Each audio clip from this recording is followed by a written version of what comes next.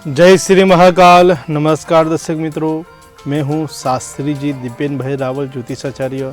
OTT India भक्ति में आपका स्वागत है। मित्रों, आज हम नए विषय के साथ आए हैं।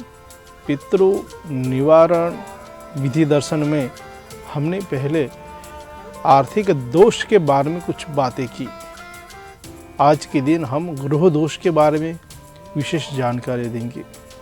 हमारे घर में किसी न किसी प्रकार की परेशानियाँ बढ़ती हैं, अशांति भरा माहौल होता है, तो इसका मुख्य कारण एक ही है, पितृपीड़ा। ग्रह दोष में क्या होता है, पहले तो वास्तु के हिसाब से घर होना जरूरी है, लेकिन वर्तमान समय में कली काल में यह वस्तुएं संभव नहीं है।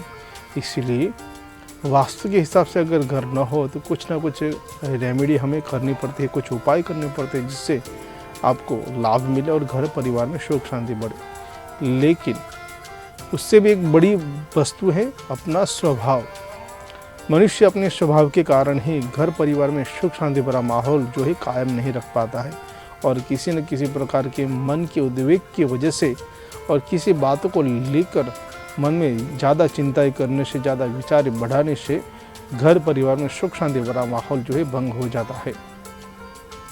दूसरे के कांच के महल को देखकर अपने झुपड़े को हम जला देते हैं।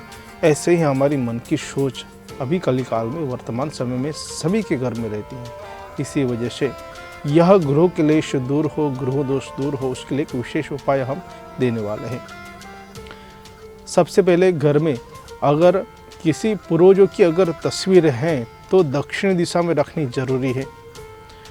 हाल ही में 7 साल या 5 साल में किसी आपके सदस्य की अगर मृत्यु हुई है और उनके पितृ योनि में अगर प्राप्त हुआ है तो उन्हीं का जो है आप वो पूर्वज बनाकर आप तस्वीर रख सकते हैं। लेकिन बहुत सारे पुराने अगर पूर्वज की तस्वीर है तो शास्त्र यह कहते हैं कि उसको नहीं रखना चाहिए, क्योंकि उनकी गति हो गई है और उनको भी मोक्ष की प्राप्ति भी होनी जरूरी है। इसलिए अगर घर में रखेंगे तो घर में अशांति भरा माहौल हो सकता है।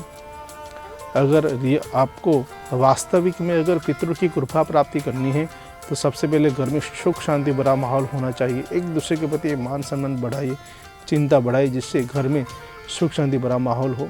और हो सके तो अपने पूर्वजों की जो तस्वीर है जो हाल ही में वो देवगति हुई है तो उनकी तस्वीर अवश्य रख सकते हैं।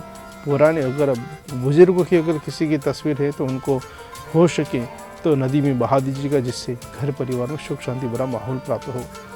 दूसरी बात, पंचगव्य बनाना है। पंचगव्य बनाने के बाद घर में सभी कोनों में, सभी दिशाओं में आपको वो छिड़काव कर देना है, जिससे घर परिवार में जो है पवित्रता प्राप्त हो और सुख शांति भरा माहौल प्राप्त हो। उस दिन आपको घर पे गूगल का जो है धूप करना है। गूगल का धूप करने से घर में सुख शांति भरा माहौल हो और पितृ भी प्रसन्न रहे। तो यह उपाय आप करेंगे तो अवश्य गुरु क्लेश दूर होगा और आपकी सभी चिंताएं दूर हो और सुख शांति भरा माहौल प्राप्त हो। तो मित्रों, ऐसे ही विषयों के साथ मैं फिर से हाजिर रहूँगा। मुझे दीजिए अनुमति। जय श्री महाकाल।